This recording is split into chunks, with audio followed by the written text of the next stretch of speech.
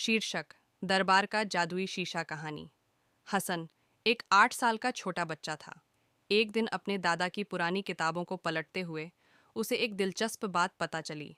दरबार के छुपे हुए कमरे में एक जादुई शीशा है जो सच्चाई को दिखाता है और समय की सीमाओं से परे है।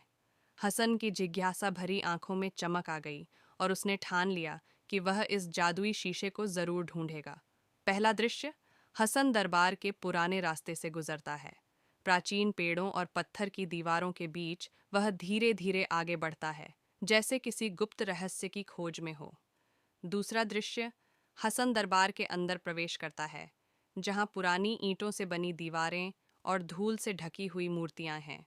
वह धीरे धीरे अगली कक्ष में प्रवेश करता है। तीसरा दृश्य, हसन एक गुप्त दरवाजे के सामने पहुंचता है, जिसके ऊपर अजीबो गरीब नक्शे बने हुए हैं। उसे समझ आता है कि यही वह कमरा है जिसमें शीशा है।